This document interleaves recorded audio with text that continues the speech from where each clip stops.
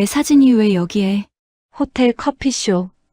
커피잔을 내려두고 돌아서던 유진은 숨이 멎는 듯 했습니다. 실종 아동을 찾는다는 전단지에 있는 사진 때문이었죠. 아가씨, 이 꼬마 알아요? 전단지를 다시 챙기던 남자가 물었습니다. 그러자 지켜보고 있던 매니저가 바로 다가왔어요. 죄송합니다, 손님. 아직 교육생이라 서툽니다. 유진은 덩달아 고개를 숙여 사과했습니다. 하지만 전단지 속 사진에서 시선을 뗄 수가 없었어요. 고개를 들면서 눈물이 계속 흘러 남자가 당황했지만 유진은 매니저의 호통도 못 들은 채 그 자리에 주저앉았습니다. 사연 시작 전에 무료로 할 수 있는 구독과 좋아요 해주시고 어디에서 듣고 계신지도 댓글로 남겨주시면 감사함으로 인사드리겠습니다. 새벽 5시 동네 골목 끝에 자리한 작은 카페 커피 향기의 불이 켜졌습니다. 김선호는 오늘도 어김없이 가게 문을 열었습니다. 37의 나이 10년을 혼자 딸을 키워온 그의 손은 거칠었지만 커피를 다루는 손놀림만큼은 정성스러웠습니다. 낡은 에스프레소 기계를 정성껏 닦고 원두를 갈고 컵들을 하나하나 가지런히 정리했습니다. 기계가 낡아서 자주 고장이 났지만 선호는 직접 고치며 10년째 같은 기계를 사용하고 있었습니다. 새 기계를 살 돈이 없어서가 아니었습니다. 딸 유진이 태어나던 해에 산 이 기계에는 추억이 서려 있었습니다. 커피 한 잔에 마음을 담아야지. 선호는 혼잣말처럼 중얼거리며 첫 손님을 위한 원두를 내렸습니다. 진한 커피 향이 카페 안을 가득 채웠습니다. 이 작은 카페는 그가 딸 유진을 키우며 5년 가까이 지켜온 삶의 터전이었습니다. 월세도 비싸지 않고 단골들도 많았습니다. 무엇보다 유진이 학교 끝나면 달려올 수 있는 곳이었습니다. 6시가 되자 단골 손님들이 하나둘 들어오기 시작했습니다. 신문 배달을 마친 김 사장님이 제일 먼저 문을 열었습니다. 선호 씨, 오늘도 일찍 나왔네. 김 사장님이 제일 일찍 오시잖아요. 아메리카노 한 잔이시죠? 허허, 내 입맛을 다 알아. 고맙네. 선호는 능숙하게 커피를 내렸습니다. 5살 유진을 데리고 이곳에 자리 잡은 지 5년. 매일 아침 같은 시간에 오는 손님이었습니다.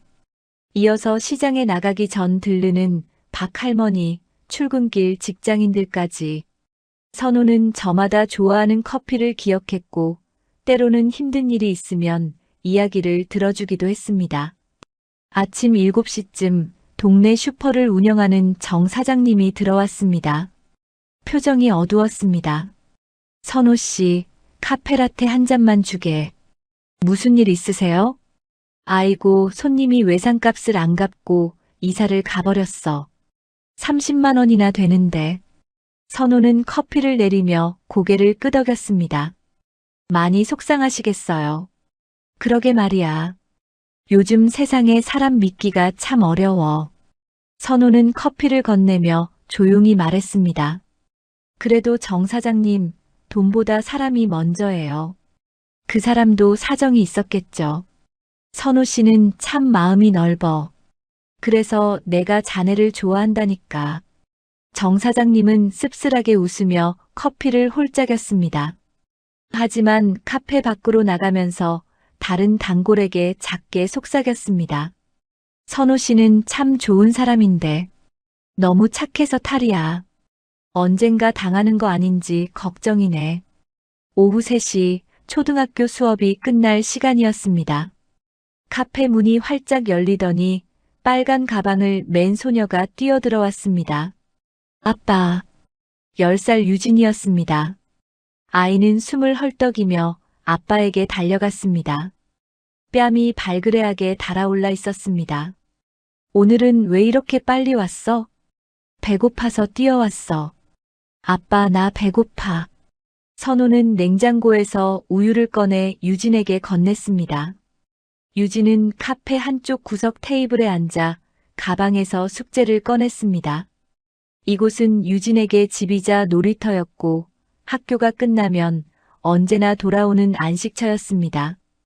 유진은 이 카페에서 자랐다고 해도 과언이 아니었습니다. 단골 박 할머니가 유진을 보며 싱긋 웃었습니다. 유진이는 참 예쁘네. 엄마 닮아서 그런가? 순간 선우의 손이 멈칫했습니다. 커피를 내리던 그의 표정이 순간 굳어졌습니다. 하지만 곧 아무렇지 않은 듯 미소를 지었습니다. 여기 커피 드릴게요. 짧은 대답뿐이었습니다. 박 할머니도 더 이상 묻지 않았습니다. 이 동네 사람들은 김선호가 혼자 딸을 키운다는 것, 아내는 유진이 어릴 때 사고로 세상을 떠났다는 것만 알고 있었습니다. 그 이상은 묻지 않는 게 예의였습니다. 저녁 무렵 손님이 뜸해지자 유진은 아빠 옆으로 다가왔습니다. 아빠가 커피를 내리는 모습을 물끄러미 바라보던 유진이 입을 열었습니다. 아빠, 나도 커피 만들어 볼래요. 유진이는 아직 어려. 에이, 저 이제 10살이에요. 반에서도 내가 제일 큰데 나도 아빠 도와주고 싶다고요. 유진은 조르듯이 말했습니다. 사실 유진은 몇 년 전부터 아빠가 커피 내리는 모습을 보며 흉내를 내고 싶어 했습니다. 선우는 딸의 성화에 못 이겨 작은 컵을 하나 꺼내주었습니다. 그럼 이 컵에 물만 따라봐. 천천히 조심해서. 유진은 신이 나서 주전자를 들었습니다. 하지만 아직 유진의 손에는 주전자가 무거웠습니다. 조심스럽게 컵 쪽으로 기울였지만 손이 미끄러지면서 컵이 바닥으로 떨어졌습니다. 쨍그랑 유리 깨지는 소리가 카페 안에 울렸습니다. 유진의 얼굴이 새하얗게 질렸습니다. 깨진 유리 조각들이 바닥에 흩어져 있었습니다. 아빠, 미안해요. 제가 조심했는데. 아이의 눈에 금세 눈물이 고였습니다. 선우는 서둘러 쪼그려 앉아 유진을 안았습니다. 괜찮아, 유진아. 실수는 누구나 하는 거야. 하지만 아빠 컵이 비싼 거잖아요. 컵은 다시 사면 돼. 유진이가 다치지 않은 게 제일 중요해. 손 안 다쳤지? 발은? 선우는 유진의 손과 발을 꼼꼼히 살펴봤습니다. 다행히 다친 곳은 없었습니다. 알았지? 실수해도 괜찮아. 중요한 건 다시 일어서는 거야. 선우는 부드럽게 유진의 머리를 쓰다듬었습니다. 유진은 아빠의 품에 안긴 채 고개를 끄덕였습니다. 선우는 깨진 유리 조각을 조심스럽게 치우며 말했습니다. 나중에 유진이가 더 크면 그때 다시 가르쳐 줄게. 약속. 그날 밤 9시 문을 닫은 카페에서 부녀는 간단한 저녁을 먹었습니다. 라면 한 냄비에 계란을 풀어넣은 소박한 식사였습니다. 선우는 김치를 썰어 작은 접시에 담아냈습니다. 유진은 후루룩 라면을 먹으며 웃었습니다. 아빠, 우리 저번에 본 드라마 있잖아요. 주인공이 엄청 큰 집에서 살던데 방이 10개도 넘는 것 같았어요. 그래, 유진이도 그런 좋은 집에 살고 싶어? 아니요. 난 아빠랑 둘이 있으면 그냥 좋아요. 그리고 큰 집은 청소하기도 힘들 것 같아요. 선우는 딸의 말에 빙그레 웃었습니다. 유진은 라면, 국물까지 다 마시고는 문득 물었습니다. 아빠, 근데 엄마는 어떤 사람이었어요? 갑작스러운 질문이었습니다. 선우의 손이 잠시 멈췄습니다. 그는 젓가락을 내려놓고 유진을 바라봤습니다. 착한 사람이었지. 그게 다예요? 엄마가 좋아했던 거나 엄마 목소리는 어땠는지 그런 거 알고 싶어요. 유진이를 많이 사랑했어. 그것만 알면 돼. 더 이상의 말은 없었습니다. 선우는 그릇을 들고 일어섰습니다. 유진은 더 묻고 싶었지만 아빠의 표정을 보고 입을 다물었습니다. 엄마 이야기만 나오면 아빠는 늘 이랬습니다. 슬픈 듯 괴로운 듯 말을 아꼈습니다. 밤 10시 유진은 이를 닫고 침대에 누웠습니다. 선호가 불을 끄려 할 때 유진이 작게 말했습니다. 아빠, 내일은 친구랑 시내 가기로 했어요. 시내? 어디? 백화점이요. 친구 언니가 거기서 일한대요. 구경만 할 거예요. 선호의 표정이 순간 굳어졌습니다. 목소리에 긴장감이 묻어났습니다. 유진아, 혹시 호텔 근처는 가지 마라. 네. 왜요? 호텔이 뭐가 위험해요? 그쪽은 사람이 많아서 위험해. 길 잃어버리기 쉽거든. 차도 너무 많이 다니고. 알았지? 네. 유진은 고개를 끄덕였지만 이해할 수 없었습니다. 호텔이 왜 위험한지, 왜 아빠는 그렇게 긴장하는지. 선호는 불을 끄고 방을 나왔습니다. 어둠 속에서 유진은 혼잣말처럼 중얼거렸습니다. 호텔 있는 쪽에 사람이 많았었나? 아이는 알지 못했습니다. 그 말 뒤에 숨겨진 아빠의 두려움을, 그리고 자신을 둘러싼 진실의 무게를. 그저 10살 유진에게 오늘은 아빠와 함께 라면을 먹고 웃었던 평범한 하루일 뿐이었습니다. 그렇게 평범한 일상이 흘러갔습니다. 유진은 10살에서 20살이 되었고 어느덧 25살 청년이 되었습니다. 카페 커피 향기도 이곳에 자리를 잡은 지 20년이 흘러 이제는 동네의 오랜 터줏대감이었습니다. 유진은 대학을 나와 바리스타 자격증까지 땄습니다. 아빠가 평생 해온 일이었고 유진에게는 자연스럽게 배운 기술이었습니다. 이제는 아빠보다 더 능숙하게 커피를 내렸습니다. 아빠 선호는 50이 넘는 나이가 되었지만 여전히 돈보다 사람이 먼저라는 신념으로 살았습니다. 어느 가을밤 카페 문을 닫으려던 10시쯤이었습니다. 밖에서 누군가 문을 두드렸습니다. 선호가 문을 열자 땀에 젖은 남자가 서 있었습니다. 중학교 때부터 알고 지낸 친구 박성민이었습니다. 선호야, 나 좀 도와줘. 성민의 목소리는 떨리고 있었습니다. 얼굴은 헬쑥했고 눈빛은 초점이 없었습니다. 선호는 놀라서 친구를 안으로 들였습니다. 성민아, 무슨 일이야? 이 밤에. 성민은 카페 안으로 들어오더니 갑자기 무릎을 꿇었습니다. 유진이 설거지를 하다가 놀라서 뒤를 돌아봤습니다. 선호야, 제발 나 좀 살려줘. 이번 한 번만. 진짜 죽게 생겼어. 야, 일어나. 무슨 일인데 이래. 선호는 당황하며 친구를 일으키려 했습니다. 하지만 성민은 일어나지 않았습니다. 손으로 얼굴을 가리고 흐느꼈습니다. 당장 막아야 하는 돈이 필요한데 은행에서 대출이 안 나와. 선호야, 너만 믿는다. 빚보증만 서줘. 보증인만 데려오면 해줄 수 있대. 금액 많지도 않아. 딱 5천이야. 유진이 다가와 아빠 옆에 섰습니다. 불안한 얼굴로 아빠를 바라봤습니다. 아빠, 빚보증은? 유진아, 잠깐만 나가 있어. 선호는 딸을 밖으로 보냈습니다. 유진은 카페 밖 계단에 앉아 안을 걱정스럽게 바라봤습니다. 안에서는 성민의 목소리가 계속 들렸습니다. 선호야, 우리 30년 넘게 알고 지낸 사이잖아. 내가 언제 너한테 거짓말한 적 있어? 이번에 잘 맞고 나면 다시 바로 괜찮아질 거야. 그러면 바로 갚을게. 제발. 1시간쯤 지났을까요? 카페 문이 열리고 성민이 나왔습니다. 그의 얼굴에는 안도의 빛이 역력했습니다. 유진을 지나치며 성민이 말했습니다. 유진아, 아버지한테 정말 고맙다고 전해줘. 은혜 평생 잊지 않을게. 성민이 사라진 후 유진은 카페로 들어갔습니다.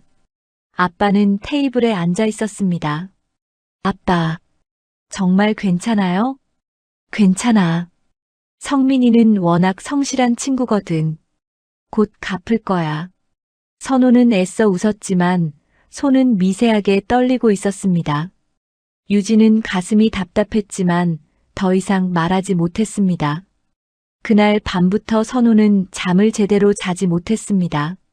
새벽에 화장실에 갔다가 거실을 지나칠 때면 아빠가 소파에 앉아 창밖을 바라보고 있었습니다.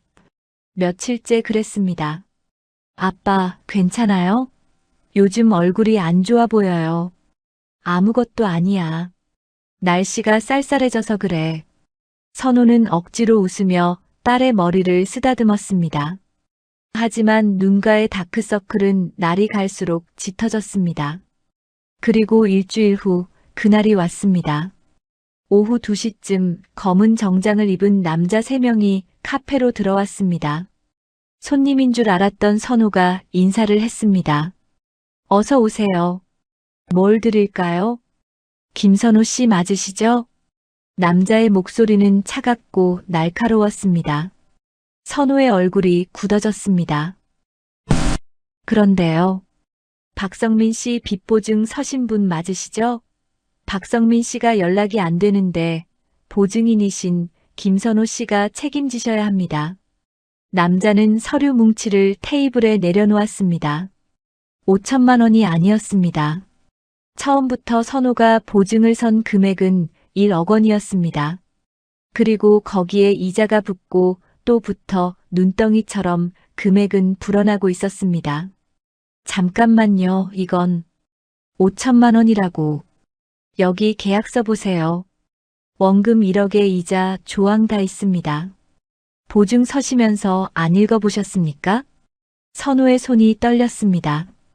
카페 구석에서 설거지하던 유진이 달려왔습니다. 아빠, 무슨 일이에요? 일주일 드릴 테니 준비하세요. 안 되면 이 카페부터 압류 들어갑니다. 남자들은 냉정하게 말을 남기고 나갔습니다. 테이블 위에는 서류만 남았습니다. 선우는 주저앉듯 의자에 앉았습니다. 성민이한테 전화 좀 해봐야겠다. 하지만 성민의 전화는 받지 않았습니다. 문자도 읽지 않았습니다. 사흘을 매달렸지만 연락이 닿지 않았습니다. 유진은 성민이 사는 동네로 직접 찾아갔습니다. 허름한 빌라 2층이었던 그의 집은 텅 비어 있었습니다. 이웃 주민에게 물었습니다. 이 집 사시던 분 어디 가셨는지 아세요? 글쎄요, 사흘 전쯤 이사 간 것 같던데. 새벽에 짐 싸서 급하게 나가시더라고요. 유진은 경찰서로 갔습니다. 하지만 경찰의 대답은 차갑기만 했습니다. 해외로 나갔다면 저희가 할 수 있는 게 없습니다. 빚보증은 민사 문제라 형사처벌도 어렵고요.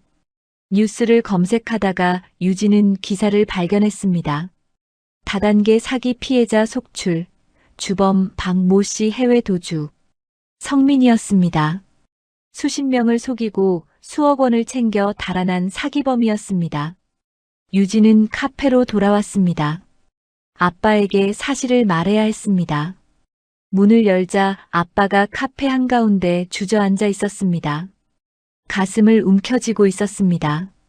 아빠. 유진이 소리치며 달려갔습니다. 선우의 얼굴은 새하얗게 질려 있었고 입술은 파래져 있었습니다. 유진아. 미안해. 아빠가 잘못했어. 아빠, 정신 차려요. 누가 좀 도와주세요. 유진은 울부짖으며 전화기를 꺼냈습니다. 손이 너무 떨려서 번호를 누르기도 힘들었습니다.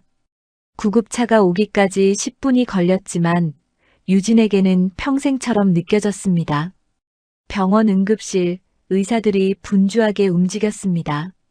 유진은 응급실 밖에서 무너져 내렸습니다. 얼마나 지났을까요? 의사가 나왔습니다. 보호자분이시죠? 심근경색입니다. 많이 위중합니다.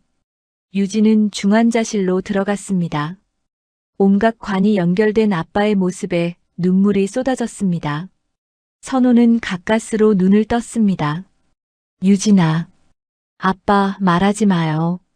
괜찮아질 거예요. 아빠가 미안해. 너무 미안해. 선우의 손이 유진의 손을 잡았습니다. 힘없는 손이었습니다. 유진아, 사람 미워하지 말고 살아. 성민이도 사정이 있었을 거야. 사람은 돈보다 중요해. 아빠, 유진아, 사랑해. 그것이 아빠의 마지막 말이었습니다. 선우의 손에서 힘이 빠졌습니다. 심전도 기계에서 길고 긴 소리가 울렸습니다. 유진의 비명이 중환자실을 가득 채웠습니다. 사흘 뒤 작은 장례식장에는 사람이 많지 않았습니다. 카페 단골 손님 몇 분과 동네 이웃들이 전부였습니다. 유진은 검은 상복을 입고 빈소를 지켰습니다. 눈물은 이미 다 말라버렸는지 더 이상 나오지 않았습니다. 그저 멍하니 영정사진 속 아빠를 바라볼 뿐이었습니다. 유진아, 밥이라도 좀 먹어야지. 단골 박 할머니가 죽을 떠서 건넸지만 유진은 고개를 저었습니다. 목구멍으로 아무것도 넘어가지 않았습니다. 선호 씨 참 좋은 사람이었는데 이렇게 갑자기 가시다니. 너무 착해서 탈이었어. 나쁜 사람한테 당하고. 조문객들의 수군거림이 들렸습니다. 유진은 주먹을 꽉 쥐었습니다. 아빠를 죽인 건 성민이었습니다. 하지만 아빠의 마지막 말이 떠올랐습니다. 사람 미워하지 말고 살아. 화장을 마치고 납골당에 아빠를 모시고 나니 모든 게 끝난 것 같았습니다. 유진은 텅 빈 집으로 돌아왔습니다. 카페는 이미 빨간 딱지가 붙어 있었습니다. 문은 자물쇠로 잠겨 있었고 안으로 들어갈 수도 없었습니다. 집도 마찬가지였습니다. 월세를 2달째 밀렸고 집주인은 당장 나가라는 통보를 했습니다. 유진은 짐을 쌌습니다. 평생 모은 것이라곤 옷가지와 책 몇 권, 아빠 사진첩이 전부였습니다. 고시원으로 들어갔습니다. 한 달 보증금 30만 원에 월세 35만 원. 화장실도 부엌도 공용이었습니다. 방 크기는 2평 남짓, 창문도 없었습니다. 하지만 지금 유진에게는 이것조차 버거웠습니다. 유진은 통장을 꺼내 잔고를 확인했습니다. 50만 원. 장례비로 쓰고 남은 전부였습니다. 카페 압류로 아빠 명의 통장은 모두 동결되었습니다. 빚을 갚고 나면 남는 것도 없을 거였습니다. 한 달 안에 일을 구해야 해. 유진은 가방에서 바리스타 자격증을 꺼냈습니다. 1년 전에 딴 자격증이었습니다. 아빠는 그때 얼마나 기뻐했는지 모릅니다. 카페 벽에 액자로 걸어두고 손님들에게 자랑했었죠. 이튿날부터 유진은 동네 카페들을 돌아다니며 이력서를 냈습니다. 첫 번째 카페 사장님은 이력서를 대충 훑어보더니 말했습니다. 경력이 없네.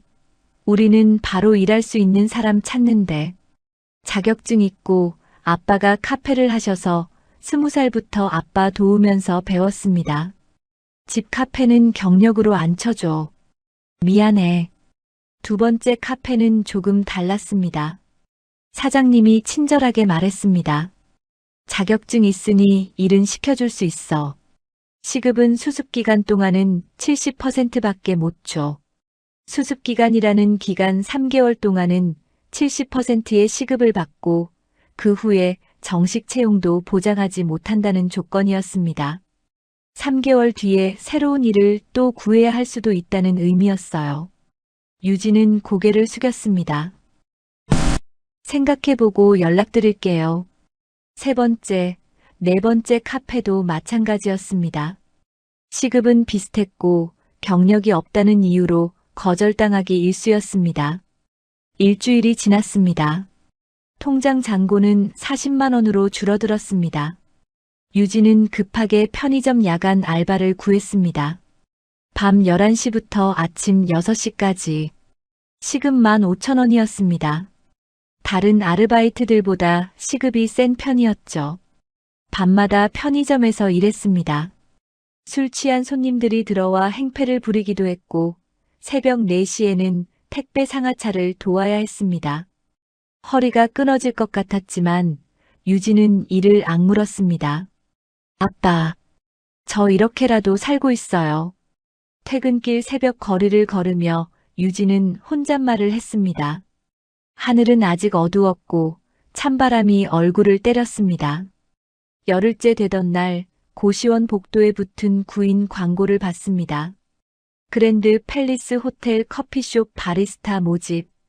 정규직이었습니다. 월급은 280만 원. 식대와 교통비 별도 지급. 4대 보험 완비. 유진의 손이 멈췄습니다. 조건이 너무 좋았습니다. 편의점 알바보다 훨씬 나았습니다. 하지만 순간 아빠의 말이 떠올랐습니다. 유진아, 호텔 근처는 가지 마라. 아빠는 유진이 21살 때부터 자주 그 말을 했습니다. 처음엔 왜요? 라고 물었지만 아빠는 명확한 이유를 말하지 않았습니다. 그저 위험하니까 아빠 말 들어라고만 했었죠. 유진은 그게 딸을 걱정하는 아빠의 지나친 보호 본능이라고 생각했습니다. 그래서 심각하게 받아들이지 않았습니다. 하지만 지금은 달랐습니다. 아빠는 이제 이 세상에 없었습니다. 미안해, 아빠. 하지만 살려면 이것밖에 없어. 유진은 광고지를 떼어 주머니에 넣었습니다. 사흘 후 유진은 그랜드 팰리스 호텔 앞에 섰습니다. 고층 건물이 하늘을 찌를 듯 솟아 있었습니다. 유리로 된 외벽은 햇빛을 받아 반짝였습니다. 유진은 한 번도 이런 곳에 와본 적이 없었습니다. 입구에 서 있는 경비원의 제복도, 회전문도 모든 게 낯설었습니다. 면접 오신 분이세요? 로비 안내 데스크 직원이 친절하게 물었습니다. 네. 바리스타 면접. 3층 인사팀으로 가시면 됩니다. 유진은 엘리베이터를 탔습니다. 거울 같은 벽에 비친 자신의 모습이 초라하게 느껴졌습니다. 낡은 검은색 정장, 해진 구두. 하지만 이미 여기까지 왔습니다. 면접실에는 5명이 더 있었습니다. 모두 유진보다 나이가 많아 보였고 정장도 깔끔했습니다. 유진은 구석 자리에 앉아 이력서를 꺼냈습니다. 한 명씩 들어가고 30분쯤 지나 유진의 차례가 왔습니다. 면접관은 50대 초반으로 보이는 여성이었습니다. 인사팀 부장이라고 명패에 써 있었습니다. 김유진 씨, 경력이 없으시네요? 네. 하지만 자격증은 있고 아버지가 카페를 운영하셨고 성인이 된 이후부터 계속 카페에서 아버지를 도우며 배웠습니다. 실력을 직접 보여주실 수 있나요? 면접관은 유진을 커피 바로 안내했습니다. 에스프레소 머신이 놓여 있었습니다. 유진은 깊게 숨을 들이쉬었습니다. 원두를 갈고 탬핑하고 추출했습니다.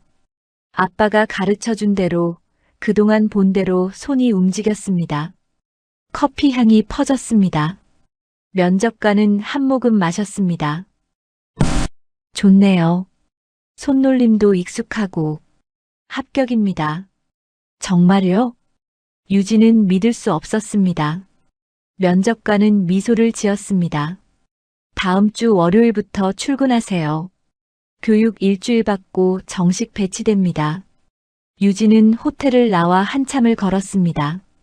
그리고 어느 골목에 멈춰 서서 하늘을 올려다봤습니다.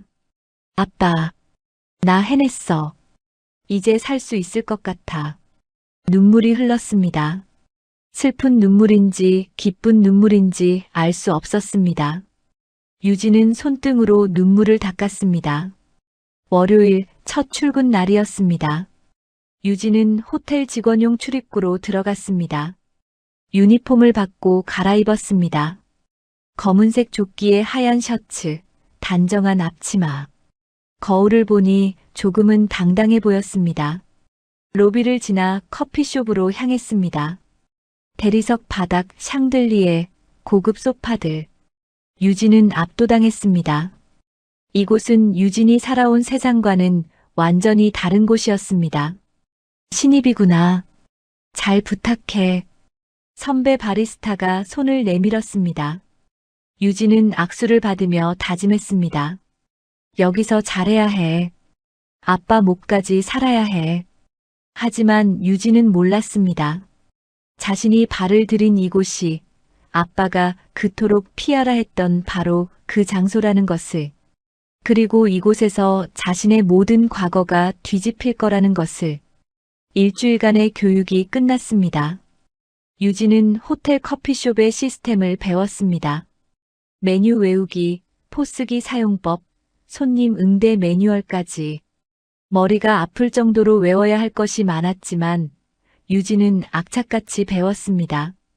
이 일자리를 잃을 수 없었습니다. 그리고 마지막 평가 주간이 시작되었습니다. 함께 교육받은 신입 바리스타는 유진을 포함해 3명이었습니다. 하지만 정규직으로 뽑는 인원은 2명뿐이었습니다. 누군가 한 명은 떨어져야 했습니다. 월요일 아침 매니저 고민아가 3사람을 앞에 세웠습니다. 40대 중반의 매니저는 표정이 차갑고 엄격했습니다. 이번 주가 마지막 평가입니다. 실수 한 번이면 끝이에요. 손님 응대, 커피 퀄리티, 속도 모두 체크합니다. 알아들었죠? 네. 3사람이 동시에 대답했습니다. 유진 옆에 선 이현주는 손을 떨고 있었습니다. 28살로 유진보다 3살 많았지만 긴장한 얼굴은 어린아이 같았습니다. 오전 10시 손님들이 몰려들기 시작했습니다. 유진은 주문을 받고 커피를 내렸습니다. 에스프레소, 카페라테, 카푸치노. 손이 쉴 새 없이 움직였습니다. 매니저는 조금 떨어진 곳에서 팔짱을 끼고 지켜보고 있었습니다. 화요일 현주가 실수를 했습니다. 손님이 주문한 아메리카노에 설탕을 넣어버린 것입니다. 손님이 항의했습니다. 저는 설탕 안 넣는다고 했는데요. 죄송합니다. 바로 다시 만들어 드릴게요. 현주의 목소리가 떨렸습니다. 매니저가 다가왔습니다. 이현주 씨, 주문 확인 제대로 안 했어요? 죄송합니다. 다음부터 조심하세요. 여긴 특급 호텔입니다. 동네 카페가 아니에요. 날카로운 질책이었습니다. 현주는 고개를 숙였습니다. 유진은 옆에서 지켜보며 손에 힘을 주었습니다. 절대 실수하면 안 돼. 수요일 오후 끔찍한 일이 벌어졌습니다. 현주가 뜨거운 커피를 서빙하다가 손님 옷에 쏟아버린 것입니다. 손님은 비싼 정장을 입고 있었고 커피 자국이 선명하게 남았습니다. 뭐 하는 거예요? 이거 맞춤 정장이라고요. 손님이 소리쳤습니다. 현주는 얼굴이 새하얗게 질려 냅킨으로 닦으려 했지만 소용없었습니다. 매니저가 달려왔습니다. 정말 죄송합니다, 손님. 세탁비와 위로금 모두 호텔에서 부담하겠습니다. 매니저는 손님을 달래고 현주를 뒤로 불렀습니다. 유진은 멀리서 봤습니다. 매니저의 차가운 목소리가 들렸습니다. 이현주 씨, 오늘까지입니다. 짐 챙기고 인사팀 가세요. 매니저님, 한 번만요. 제발. 안 됩니다. 바로 정리하세요. 현주는 울음을 터뜨렸습니다. 유진은 가슴이 철렁했습니다. 저렇게 쉽게 잘릴 수 있다는 게 무서웠습니다. 이제 남은 건 유진과 다른 한 명뿐이었습니다.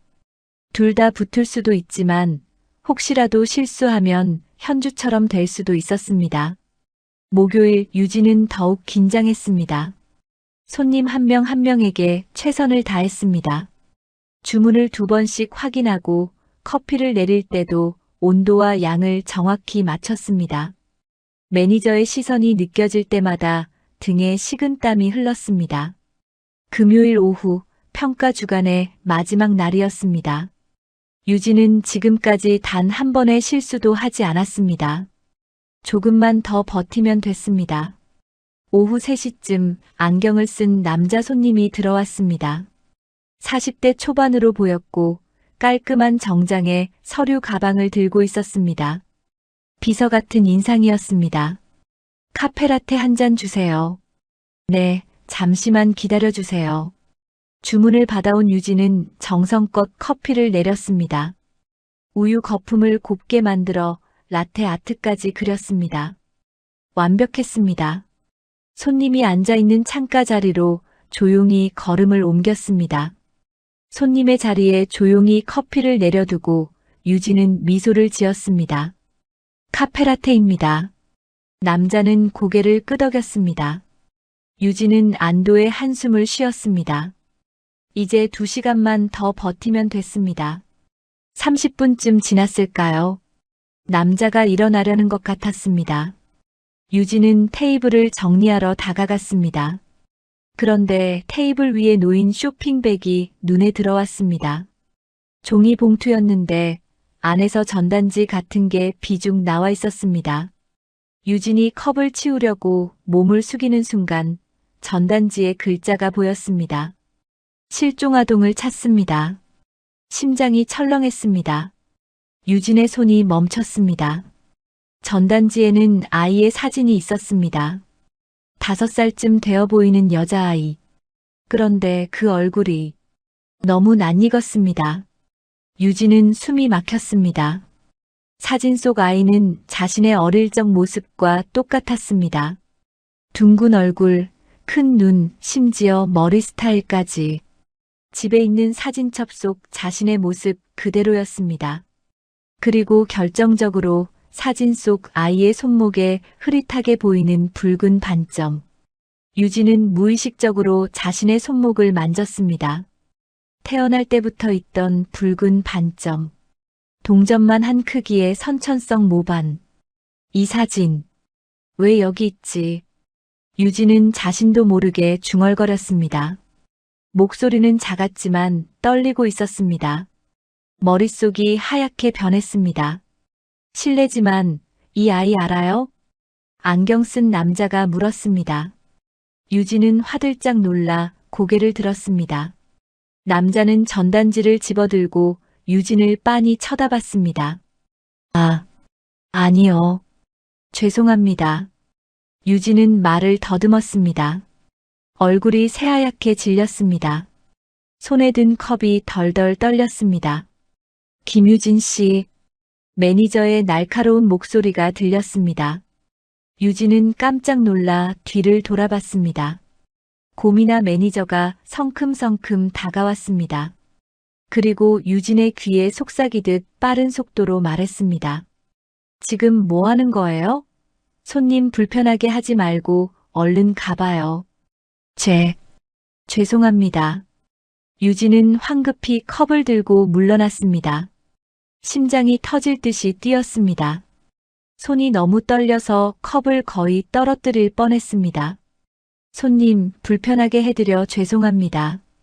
매니저가 남자에게 고개를 숙였습니다. 남자는 괜찮다는 듯 손을 저었습니다. 하지만 유진을 바라보는 시선은 여전히 의미심장했습니다. 유진은 카운터 뒤로 숨었습니다. 다리에 힘이 풀려 주저앉을 것 같았습니다. 매니저가 다가왔습니다. 김유진 씨, 정신 차려요. 마지막 날인데 무슨 짓이에요? 죄송합니다. 휴게실 가서 물이나 마시고 정신 차리고 오세요. 5분. 유진은 비틀거리며 휴게실로 갔습니다. 문을 닫고 의자에 주저앉았습니다. 손이 멈추지 않고 떨렸습니다. 정수기에서 물을 받았지만 컵을 제대로 잡을 수가 없었습니다. 물이 바닥에 흘렀습니다. 왜 저 사진이? 유진은 다시 자신의 손목을 봤습니다. 붉은 반점이 그대로 있었습니다. 집에 가면 사진첩을 다시 봐야 했습니다. 확인해야 했습니다. 실종아동? 나를 찾는다고? 왜? 머릿속이 복잡했습니다. 아빠는 늘 말했습니다. 엄마는 유진이 5살 때 사고로 죽었다고. 그럼 저 전단지는 뭐죠? 왜 자신과 똑같이 생긴 아이를 찾는 거죠? 유진은 깊게 숨을 들이쉬었습니다. 진정해야 했습니다. 지금은 일을 해야 했습니다. 생각은 나중에 해도 됐습니다. 하지만 가슴 깊은 곳에서 불안이 커져갔습니다. 뭔가 잘못되었다는 느낌. 자신이 알던 모든 것이 거짓일지도 모른다는 두려움. 유진은 떨리는 손으로 얼굴을 감쌌습니다. 유진은 그날 근무를 마치고 고시원으로 돌아왔습니다. 밤 9시 좁은 방문을 열고 들어서자 어둠만이 유진을 맞았습니다. 불을 켰지만 방은 여전히 답답하고 좁았습니다. 가방을 내려놓고 침대에 앉았습니다. 하지만 그냥 앉아만 있을 수가 없었습니다. 머릿속에서 전단지가 떠나지 않았습니다. 실종아동을 찾습니다. 그 문구와 사진 속 아이의 얼굴이 계속 맴돌았습니다. 유진은 샤워를 하러 갔습니다. 복도 끝 공용 화장실, 뜨거운 물이 몸을 적셨지만 정신은 맑아지지 않았습니다. 샴푸를 하면서도 몸을 씻으면서도 전단지 생각뿐이었습니다. 왜 나랑 똑같이 생겼을까? 손목 반점까지 같은데. 샤워를 마치고 방으로 돌아왔습니다. 편의점에서 산 김밥 한 줄을 꺼냈습니다. 배는 고팠지만 목으로 넘어가지 않았습니다. 한 입 베어 물고 씹다가 멍하니 벽을 바라봤습니다. 김밥은 입 안에서 씹히지도 않았습니다. 도대체 뭐지? 유진은 김밥을 내려놓았습니다. 더 이상 참을 수 없었습니다. 침대 밑에서 작은 박스를 꺼냈습니다. 아빠 장례 이후 챙겨온 몇 안 되는 짐 중 하나였습니다. 낡은 사진첩이 들어있었습니다. 유진은 사진첩을 펼쳤습니다. 먼저 나온 건 최근 사진들이었습니다. 20살 사진, 고등학교 졸업 사진, 중학생 때 수학여행 사진. 모두 아빠와 함께 찍은 사진이었습니다. 유진은 천천히 뒤로 넘겼습니다. 초등학교 입학 사진. 6살 유진이 유치원복을 입고 아빠 손을 잡고 있었습니다. 옆에는 아무도 없었습니다. 5살 생일 사진. 케이크 앞에서 웃고 있는 유진 옆에 아빠가 앉아 있었습니다. 역시 둘뿐이었습니다. 4살, 3살, 2살. 계속 넘겼습니다. 모든 사진에 아빠는 있었지만 엄마는 없었습니다. 유진의 손이 떨리기 시작했습니다. 마지막 페이지, 돌 사진이 나왔습니다. 한복을 입은 아기 유진이 돌상 앞에 앉아 있었습니다. 뒤에 아빠가 서서 웃고 있었습니다. 엄마는 없었습니다. 돌잔치 사진도 마찬가지였습니다. 아빠와 몇몇 친구들만 있었습니다. 유진은 사진첩을 처음부터 다시 펼쳤습니다. 한 장 한 장 천천히 확인했습니다. 100장이 넘는 사진 중에서 엄마가 나온 사진은 단 한 장도 없었습니다. 아빠가 엄마는 유진이가 5살 때 사고로 죽었다고 했었습니다. 그럼 5살 전 사진에는 있어야 하는 거 아닐까요? 왜 한 장도 없지? 유진은 다시 생각해 봤습니다. 자신의 기억을 더듬어 봤습니다. 엄마와의 추억, 엄마 목소리, 엄마 얼굴, 아무것도 떠오르지 않았습니다. 기억나는 건 전부 아빠와의 추억뿐이었습니다. 카페에서 아빠가 커피 내리던 모습, 학교 끝나고 카페로 달려가던 일, 아빠와 함께 라면 끓여 먹던 밤, 유치원 발표회 때 아빠가 카메라를 들고 왔던 것, 초등학교 운동회 때 아빠와 2인 삼각 달리기를 했던 것. 모든 기억 속에 아빠는 있었지만 엄마는 없었습니다. 엄마 얼굴은커녕 이름조차 기억나지 않았습니다. 유진은 식은땀이 났습니다. 내가 엄마 이름을 모른다고? 엄마 이름. 아빠는 한 번도 말해준 적이 없었습니다. 유진도 물어본 적이 없었습니다. 아니, 어릴 때 물어봤던 것 같은데 아빠가 말을 흐렸던 기억이 어렴풋이 났습니다. 착한 사람이었어. 유진이 많이 사랑했어라는 대답만 돌아왔었죠. 유진은 벌떡 일어났습니다. 확인할 방법이 떠올랐어요. 가족관계 증명서. 그거 떼어보면 되겠지. 다음 날 점심시간 유진은 호텔 근처 주민센터로 달려갔습니다. 무인 발급기 앞에 섰습니다. 신분증을 넣고 가족관계 증명서를 선택했습니다. 기계에서 서류가 나왔습니다. 유진은 떨리는 손으로 서류를 펼쳤습니다. 김유진, 생년월일, 본인 정보가 나왔습니다. 그 아래 가족관계, 부 김선호 사망. 그게 전부였습니다. 유진은 서류를 다시 들여다봤습니다. 혹시 빠진 건 아닐까 싶어 구석구석 확인했습니다. 하지만 아무리 봐도 어머니 정보는 없었습니다. 이게 무슨... 유진은 주민센터 밖으로 나왔습니다. 다리에 힘이 풀렸습니다. 건물 옆 벤치에 주저앉았습니다. 서류를 계속 들여다봤습니다. 엄마가 사고로 죽었다면 기록이 있어야 했습니다. 사망 일자든 이름이든. 하지만 아무것도 없었습니다. 마치 처음부터 존재하지 않았던 사람처럼. 유진은 주머니에서 휴대폰을 꺼냈습니다. 어제 호텔에서 본 전단지 사진을 떠올렸습니다. 실종아동을 찾습니다. 이름 김유진. 실종 당시 나이 5살. 특징 손목에 붉은 반점. 유진은 자신의 손목을 봤습니다. 붉은 반점이 그대로 있었습니다. 이름도 김유진. 실종 나이도 5살. 아빠가 엄마는 내가 5살 때 죽었다고 했던 바로 그 나이. 설마. 유진의 입술이 바짝 말랐습니다. 말도 안 되는 생각이 머릿속을 파고들었습니다. 엄마는 정말 죽은 걸까? 혼잣말이 새어나왔습니다. 주변을 지나가던 사람들이 유진을 힐끗 쳐다봤지만 유진은 신경 쓰지 못했습니다. 정말 만약에 엄마가 죽지 않았다면? 만약 자신이 실종아동이었다면? 그런데 난 아빠랑 지냈는데 내가 왜 실종아동이지? 말이 안 되잖아. 그럼 아빠는 왜 거짓말을 했을까?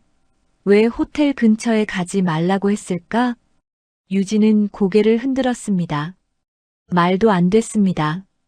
아빠가 자신에게 거짓말을 할 리 없었습니다. 평생 자신을 사랑하고 키워준 아빠였습니다. 하지만 증거들은 너무 명확했습니다. 사진첩에 없는 엄마, 기억나지 않는 엄마 얼굴과 이름, 가족관계 증명서에서 지워진 흔적, 그리고 자신과 똑같은 실종아동 전단지. 유진은 벤치에서 일어났습니다. 호텔로 돌아가야 했습니다.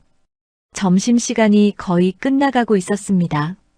하지만 발걸음이 떨어지지 않았습니다. 모든 게 흔들리고 있었습니다. 25년 동안 믿어왔던 모든 것이 거짓일지도 몰랐습니다. 유진은 주먹을 꽉 쥐었습니다. 알아내야 해. 진실이 뭔지. 불안이 확신으로 바뀌어가고 있었습니다. 뭔가 잘못되었다는 것. 아빠가 숨긴 게 있다는 것. 그리고 그 전단지가 자신과 관련이 있다는 것. 유진은 호텔로 향했습니다. 걸으면서도 머릿속은 복잡했습니다. 그 안경 쓴 남자를 다시 만나야 했습니다. 전단지에 대해 물어봐야 했습니다. 무서웠지만 알아야만 했습니다. 진실이 무엇이든 이제는 마주할 때가 온 것 같았습니다. 하지만 유진은 알지 못했습니다. 27년 전 자신이 태어나기 전에 무슨 일이 있었는지. 그 진실은 아빠만 알고 있었고 이제는 무덤 속에 묻혀버렸습니다. 그러나 또 한 사람, 그 진실을 기억하는 사람이 있었습니다. 때는 27년 전으로 거슬러 올라갑니다. 그때 하재경은 25살이었습니다. 재벌가의 외동딸로 태어나 부족한 것 없이 자랐습니다. 큰 저택, 비싼 옷, 명품 가방. 하지만 재경은 그 모든 게 답답했습니다. 대학교 4학년이던 어느 가을날, 재경은 우연히 작은 카페를 발견했습니다. 학교 뒷골목에 숨어있는 조그만 카페였습니다. 커피 한 잔의 여유라는 간판이 달려 있었습니다. 문을 열고 들어서자 고소한 커피 향이 코끝을 스쳤습니다. 카페는 낡았지만 깨끗했고 무엇보다 조용했습니다. 카운터 뒤에서 27살의 김선호가 커피를 내리고 있었습니다. 어서 오세요. 뭘 드릴까요? 선호의 목소리는 부드러웠습니다. 재경은 메뉴판을 보다가 말했습니다. 아메리카노 한 잔 주세요. 따뜻한 걸로 드릴까요? 차갑게 드릴까요? 따뜻한 걸로요. 선호는 정성스럽게 커피를 내렸습니다. 재경은 창가 자리에 앉아 커피를 마셨습니다. 쓴맛 뒤에 은은한 단맛이 느껴졌습니다. 재경은 그날 이후 매일 그 카페에 갔습니다. 일주일쯤 지났을까요? 선호가 재경에게 물었습니다. 손님 매일 오시네요. 우리 커피가 맛있나 봐요? 네. 여기가 마음에 들어요. 조용하고 감사합니다. 저도 그래서 이 카페를 열었거든요. 사람들이 잠시 쉬어갈 수 있는 곳이요. 그렇게 두 사람은 조금씩 가까워졌습니다. 재경은 선호와 이야기하는 게 편했습니다.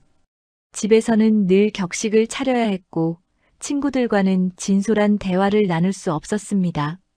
하지만 선호는 달랐습니다. 저는 돈보다 사람이 먼저라고 생각해요. 선호가 어느 날 말했습니다. 요즘 사람들은 돈만 쫓아가잖아요. 하지만 진짜 중요한 건 마음 아닐까요? 재경은 그 말에 깊이 공감했습니다. 재경의 집안에서는 돈과 권력만 중요했습니다. 사람의 마음 같은 건 관심도 없었습니다. 반년이 지났습니다. 재경과 선호는 서로 사랑하게 되었습니다. 재경은 처음으로 진심으로 누군가를 사랑하는 기분을 알았습니다. 선호도 마찬가지였습니다. 하지만 문제가 있었습니다. 재경의 집안이었습니다. 재경은 선호와의 관계를 숨겼습니다. 아버지가 알면 절대 허락하지 않을 게 뻔했습니다. 그러나 비밀은 오래가지 못했습니다. 어느 날 재경의 아버지가 사람을 시켜 재경을 미행했습니다. 그리고 재경이 카페에서 선호와 손을 잡고 웃는 모습을 사진으로 찍었습니다. 그날 밤 재경은 집으로 돌아가자마자 아버지에게 불려갔습니다. 아버지는 사진을 재경 앞에 던졌습니다. 이게 뭐냐? 아버지, 수준 낮은 것들이랑 어울리지 말라고 했지. 카페 주인? 그딴 사람이랑 사귀고 다녀. 아버지, 선호 씨는 좋은 사람이에요. 저를 진심으로. 닥쳐. 너는 재벌가의 딸이야. 너한테 어울리는 사람은 따로 있어. 내일 당장 그 남자 만나는 거 끝내. 싫어요. 저는 선호 씨를 사랑해요. 재경은 생애 처음으로 아버지에게 대들었습니다. 하지만 아버지는 차갑게 말했습니다. 다음 주에 바로 미국으로 가. 짐 싸. 아버지, 얘기 끝났다. 방으로 가. 재경은 울면서 방으로 올라갔습니다. 선호에게 전화를 걸었지만 받지 않았습니다. 나중에 알고 보니 아버지가 선호의 카페로 사람을 보내 협박했던 것입니다. 다시는 내 딸 만나지 마라. 안 그러면 내 카페 망하게 만들겠다. 일주일 후 재경은 공항으로 끌려갔습니다. 선호를 만나지도 못했습니다. 작별 인사조차 할 수 없었습니다. 재경은 비행기에 타면서 눈물을 흘렸습니다. 미국 뉴욕. 낯선 도시에서 재경은 혼자였습니다. 호텔 경영학을 공부하라는 아버지의 명령대로 대학원에 등록했습니다. 하지만 마음은 텅 비어 있었습니다. 2달쯤 지났을 때였습니다. 재경은 몸이 이상했습니다. 속이 메스껍고 어지러웠습니다. 생리도 1달 넘게 하지 않았습니다. 혹시나 싶어 약국에서 임신 테스트기를 샀습니다. 2줄. 양성이었습니다. 재경은 그 자리에 주저앉았습니다. 손이 떨렸습니다. 임신이라니. 선호의 아이였습니다. 재경은 병원에 갔습니다. 의사는 확인해 주었습니다. 임신 8주 정도 되셨네요. 축하드립니다. 하지만 재경은 기쁠 수가 없었습니다. 집안에 알려지면 큰일이었습니다. 아버지는 절대 용납하지 않을 것입니다. 재경은 혼자 결정해야 했습니다. 이 아이를 어떻게 하지? 며칠 밤을 고민했습니다. 지울까, 낳을까? 하지만 재경은 결국 낳기로 했습니다. 선호의 아이였습니다. 사랑했던 사람의 아이를 지울 수는 없었습니다. 재경은 아무에게도 말하지 않았습니다. 학교에 잠시 휴학계를 내고 작은 한인타운으로 이사했습니다. 그곳에는 한국인이 운영하는 작은 병원이 있었습니다. 혹시 가족에게 알리지 않고 출산하고 싶은데 가능한가요?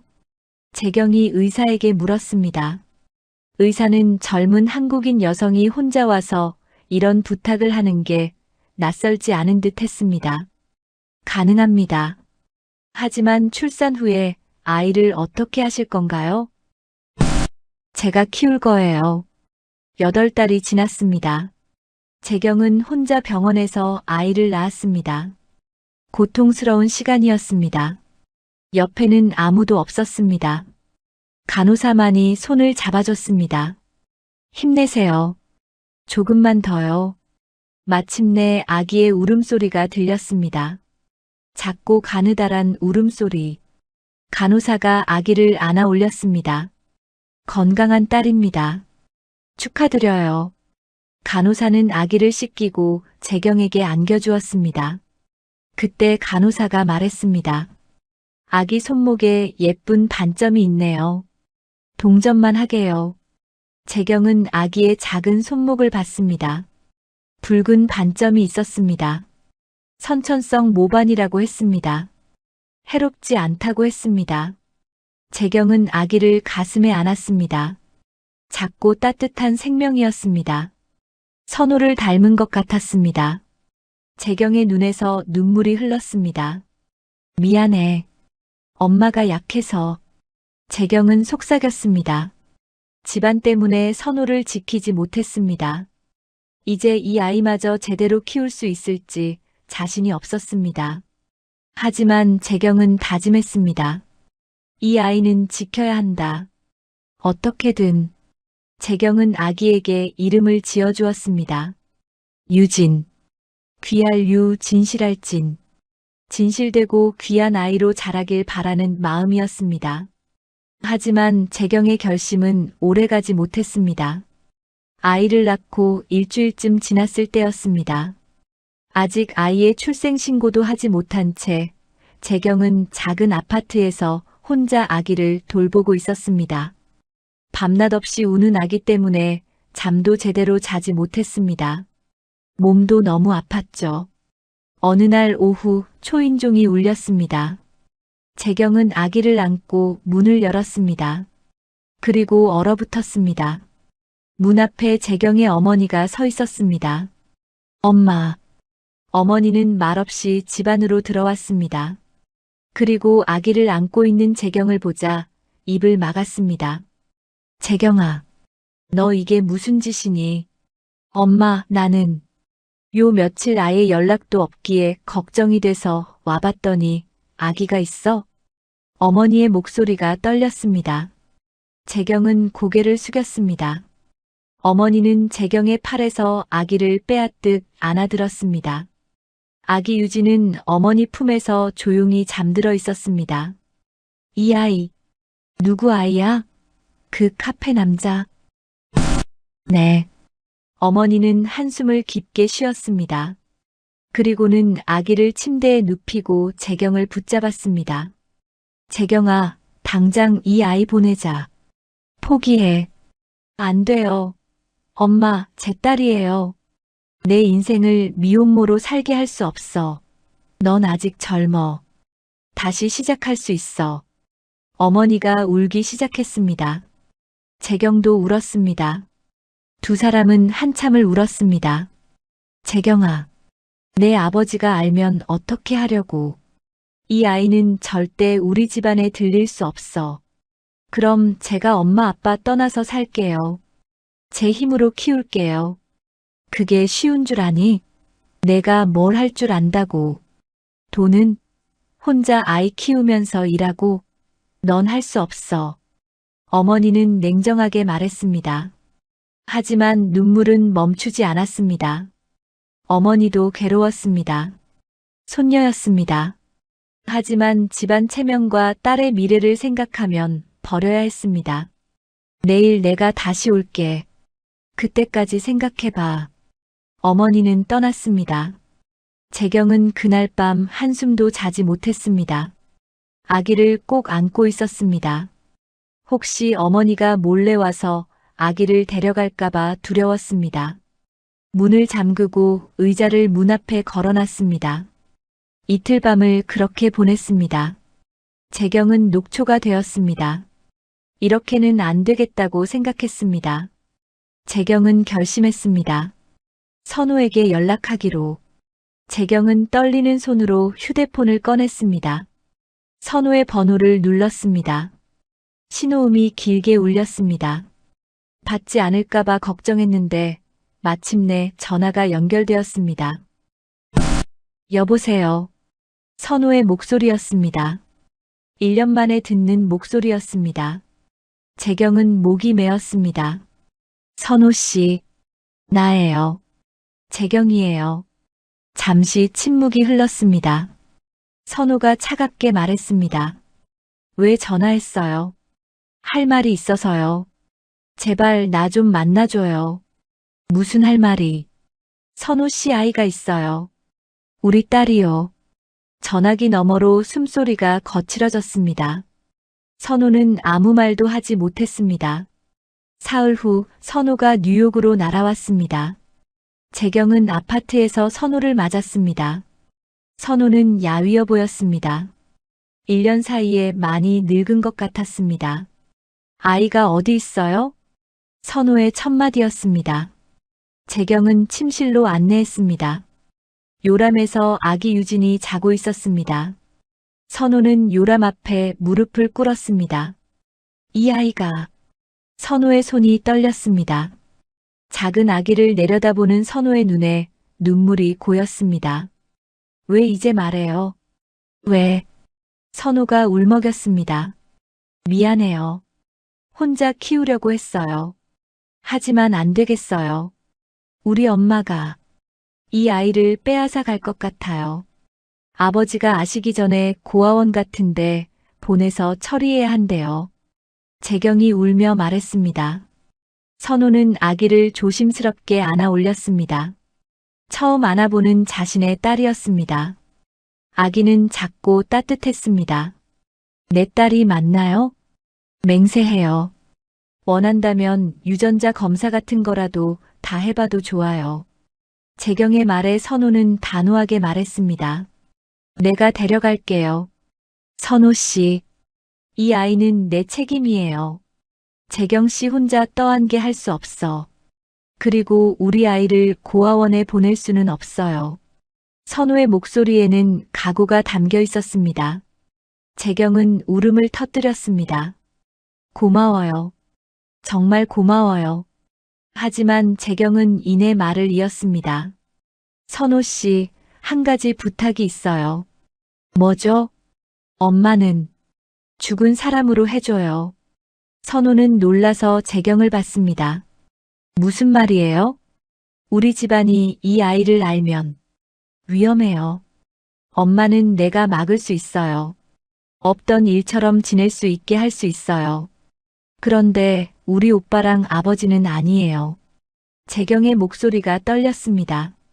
아이가 안전해질 때까지 나는 죽은 엄마로 남을게요. 선우 씨가 혼자 키워주세요. 재경 씨, 제발요. 이 아이를, 우리 유진이를 지켜주세요. 선우는 고통스러운 표정으로 고개를 끄덕였습니다. 선택의 여지가 없었습니다. 재경의 말이 맞았습니다. 재벌가에 숨겨진 사생아. 권력 다툼의 약점. 위험했습니다. 선우는 한국으로 돌아왔습니다. 품에는 아기 유진이 안겨 있었습니다. 출생신고는 선우 혼자 이름으로 했습니다. 어머니라는 비워뒀습니다. 선호는 작은 원룸을 얻었습니다. 그리고 아기를 키우는 법을 배웠습니다. 분유 타는 법, 기저귀 가는 법, 트림시키는 법. 처음에는 서툴렀습니다. 분유 온도를 잘못 맞춰서 아기가 울었고 기저귀를 제대로 채우지 못해 샜습니다. 밤마다 아기는 울었습니다. 선호는 잠을 잘 수 없었습니다. 하루에 2~3시간씩만 자면서 아기를 돌봤습니다. 하지만 선호는 포기하지 않았습니다. 이 아이는 자신의 딸이었습니다. 1년이 지났습니다. 유진은 첫 돌을 맞았습니다. 선호는 작은 돌잔치를 열었습니다. 친구 몇 명만 초대했습니다. 유진은 돌상 앞에서 활짝 웃었습니다. 유진아, 아빠가 평생 지켜줄게. 선호는 딸을 안으며 다짐했습니다. 유진이 4살이 되었을 때였습니다. 유진이 물었습니다. 아빠, 나는 엄마 없어? 선호의 가슴이 철렁했습니다. 언젠가는 해야 할 말이었습니다. 유진아, 엄마는 내가 아주 어렸을 때 사고로 세상을 떠나셨어. 엄마가 죽었어? 응. 하지만 엄마는 유진이를 정말 많이 사랑했어. 유진은 고개를 끄덕였습니다. 이해할 수 없는 나이였지만 더 묻지 않았습니다. 그 무렵 재경이 한국에 돌아왔습니다. 해외 호텔에서 경력을 쌓고 귀국한 것이었습니다. 재경은 몰래 선호의 카페를 찾아갔습니다. 재경은 멀리서 지켜봤습니다. 카페 안에서 선호가 유진을 안고 있었습니다. 4살 유진은 아빠 품에서 웃고 있었습니다. 재경의 눈에 눈물이 고였습니다. 다가가고 싶었습니다. 딸을 안아보고 싶었습니다. 하지만 발이 떨어지지 않았습니다.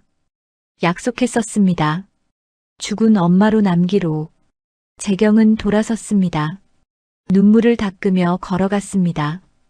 그날부터 재경의 삶은 멀리서 지켜보는 삶이 되었습니다. 딸의 얼굴을 볼 수는 있지만 다가갈 수는 없는 엄마이지만 엄마가 아닌 삶이었습니다. 그렇게 시간이 흘렀습니다. 유진은 5살이 되었고 유치원에 다니기 시작했습니다. 말도 또박또박했고 아빠 카페에서 손님들에게 인사도 잘했습니다. 선호는 딸이 건강하게 자라는 모습을 보며 행복했습니다. 하지만 재경의 삶은 달랐습니다. 재경은 해외에서 호텔 경영 경험을 쌓고 한국으로 돌아왔습니다. 아버지가 운영하던 호텔 그룹에 합류했습니다. 재경은 능력이 뛰어났습니다. 새로운 경영 방식을 도입하고 해외 호텔과 제휴를 맺어 회사를 키웠습니다. 하지만 문제가 있었습니다. 재경의 오빠 하재진이었습니다. 재진은 재경보다 5살 많았고 당연히 자신이 회사를 물려받을 거라 생각했습니다. 하지만 재경이 돌아온 후 상황이 달라졌습니다. 어느 날 이사회에서 아버지가 발표했습니다. 앞으로 하재경 본부장이 신규 호텔 사업을 총괄하게 될 것입니다. 재진의 얼굴이 굳었습니다. 회의가 끝나고 재진은 재경을 불렀습니다. 재경아, 내가 뭘 잘했다고 아버지가 저렇게 밀어주시는 거야? 오빠, 난 그냥 내 일을 열심히 했을 뿐이야. 오빠도 알다시피. 그래, 두고 보자. 내가 얼마나 버티나. 재진은 차갑게 말하고 돌아섰습니다. 재경은 불안했습니다. 오빠의 눈빛이 예사롭지 않았습니다. 그 후 재진은 비서를 불렀습니다. 재경이 약점을 찾아. 뭐든 좋아. 과거에 문제 있던 거, 숨기고 있는 거. 다 캐내. 알겠습니다. 비서는 사설 탐정을 고용했습니다. 재경의 과거를 조사하기 시작했습니다. 대학 시절, 유학 시절, 모든 기록을 뒤졌습니다. 그러던 어느 날 결정적인 단서를 찾았습니다. 뉴욕 한인병원을 자주 방문한 기록이었습니다. 탐정은 병원 관계자를 매수했습니다. 1,000만 원을 주고 정보를 샀습니다. 비공개 문서로 남아있는 서류에는 재경의 출산 기록이 남아있었죠. 출산일자를 기준으로 역추적을 해보니 어렵지 않게 아기 아버지 추정인물, 그 아이의 정체까지 모든 게 드러났습니다. 김선호, 카페 운영자. 탐정은 한국으로 돌아와 김선호를 추적하기 시작했습니다. 선호가 운영하는 카페를 찾았습니다. 그리고 5살 여자아이가 있다는 것을 확인했습니다. 탐정은 선호의 집 근처에 차를 세워두고 감시했습니다. 선호가 아침마다 유진을 유치원에 데려다주는 모습을 사진으로 찍었습니다. 유진의 얼굴, 선호와 손잡고 걷는 모습, 모든 걸 기록했습니다. 심지어 선호의 집 건물에 몰래 CCTV를 설치하려고 시도했습니다. 하지만 건물주가 발견해서 실패했습니다. 선호는 이상한 느낌을 받기 시작했습니다. 카페 앞을 오가는 낯선 차량, 유치원 근처에서 서성이는 수상한 남자들. 처음에는 우연이라 생각했습니다. 하지만 계속되자 확신이 들었습니다. 어느 날 오후 선호가 유진을 유치원에 데리러 갔습니다. 유진이 뛰어나오는 순간 선호는 봤습니다. 건너편에서 검은 옷을 입은 남자가 휴대폰으로 유진을 찍고 있었습니다. 유진아, 이리 와. 선호는 급하게 유진을 안았습니다. 그리고 남자를 향해 소리쳤습니다. 거기 뭐 하는 겁니까? 남자는 놀라서 뛰어갔습니다. 선호는 유진을 꽉 안았습니다. 심장이 빠르게 뛰었습니다. 누군가 우릴 감시하고 있어. 그날 밤 선호는 유진을 재우고 집 안을 돌아다녔습니다. 창문을 하나하나 확인했습니다. 잠금 장치를 2번씩 확인했습니다. 현관문도 3번이나 확인했습니다. 잠을 잘 수가 없었습니다. 혹시 누가 침입하지 않을까? 유진을 데려가지 않을까? 선호는 소파에 앉아 밤을 새웠습니다. 다음 날 선호는 재경에게 문자를 보냈습니다. 더 이상 찾지 마세요. 유진이의 안전을 위해서 연락하지 말아요. 재경은 문자를 보고 놀랐습니다. 급하게 전화를 걸었습니다. 하지만 선호는 받지 않았습니다. 재경은 계속 전화했습니다. 10번, 20번. 선호는 끝내 받지 않았습니다. 재경은 절규했습니다. 선호 씨, 무슨 일이에요? 제발 전화 좀 받아요. 하지만 돌아오는 건 신호음뿐이었습니다. 재경은 주저앉아 울었습니다. 뭔가 잘못되고 있었습니다. 그날 밤 선호는 결심했습니다. 이곳은 더 이상 안전하지 않았습니다. 유진을 지키려면 떠나야 했습니다. 선호는 조용히 짐을 쌌습니다. 옷가지 몇 벌, 중요한 서류, 통장. 많이 가져갈 수 없었습니다. 최소한만 챙겼습니다. 새벽 3시 유진이 깼습니다. 아빠, 뭐해요? 유진아, 우리 잠깐 여행 갈 거야. 여행? 지금요? 응. 조용히 해야 돼. 다른 사람들 자고 있어. 유진은 이해하지 못했지만 고개를 끄덕였습니다. 선호는 유진에게 옷을 입혔습니다. 그리고 가방을 들고 조용히 집을 나왔습니다. 아빠, 우리 어디 가요? 유진이 작은 목소리로 물었습니다. 더 좋은 곳으로 갈 거야. 유진이랑 아빠만 있는 곳. 선호는 유진의 손을 꽉 잡았습니다. 새벽 거리는 조용했습니다. 선호는 뒤를 한번 돌아봤습니다. 유진과 함께 5년을 살았던 동네였습니다. 카페도 집도 모든 추억이 있는 곳이었습니다. 하지만 돌아갈 수 없었습니다. 선호는 유진을 안고 버스 정류장으로 향했습니다. 첫 차를 타고 아무도 찾을 수 없는 곳으로 떠났습니다.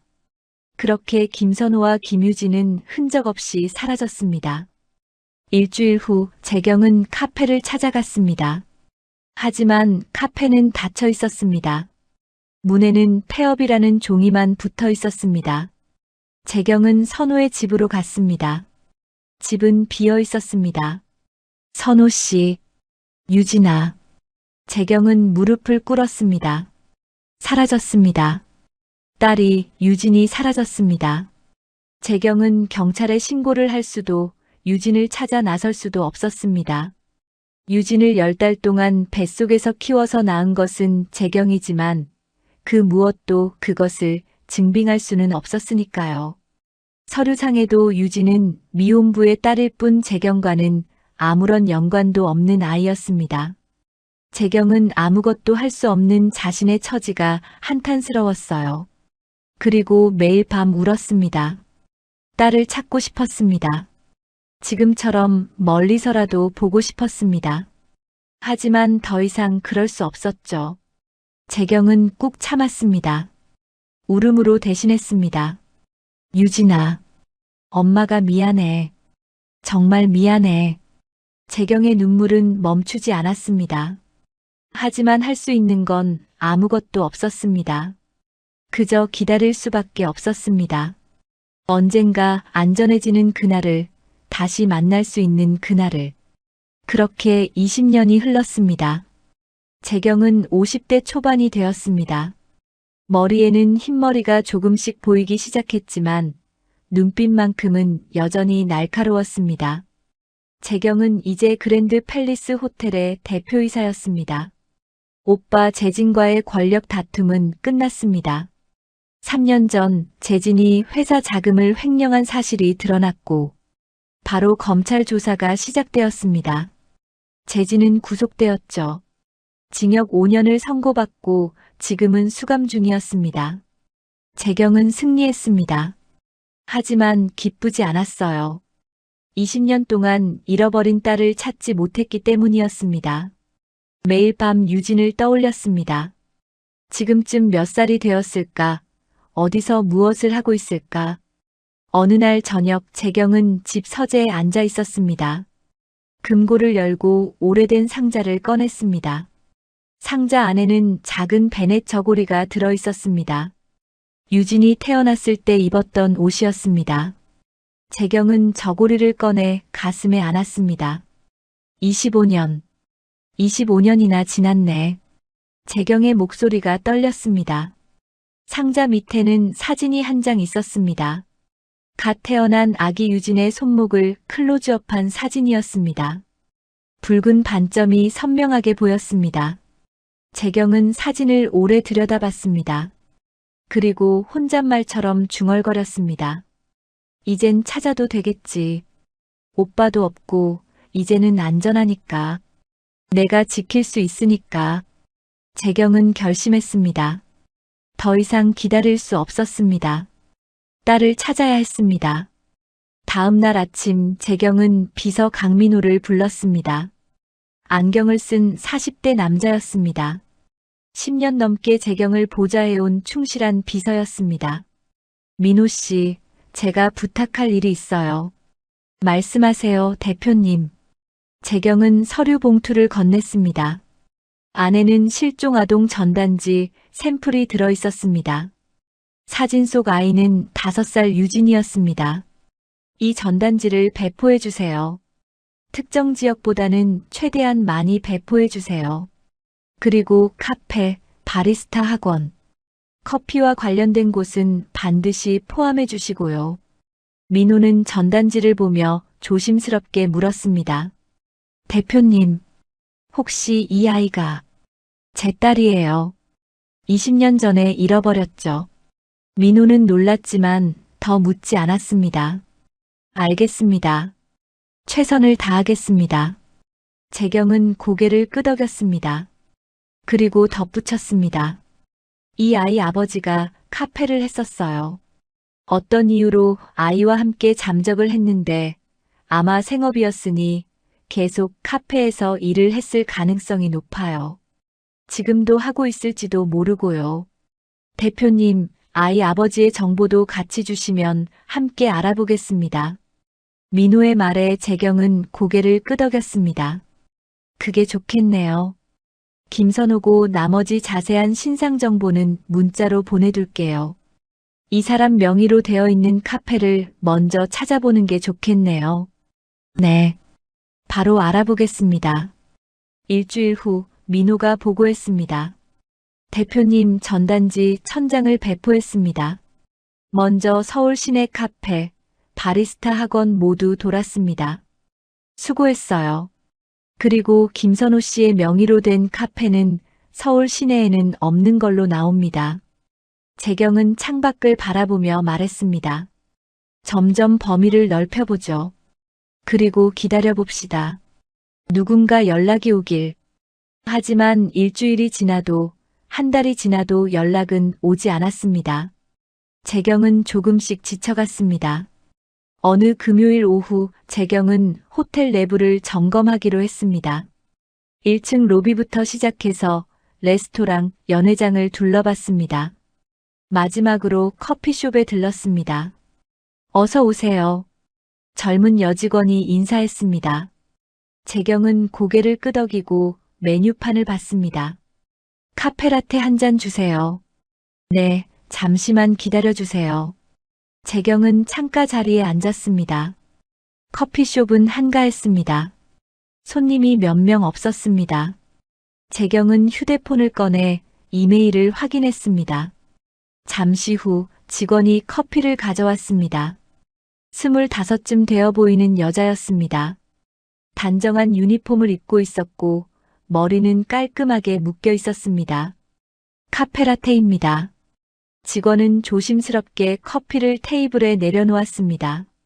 라테 아트가 예쁘게 그려져 있었습니다. 하트 모양이었습니다.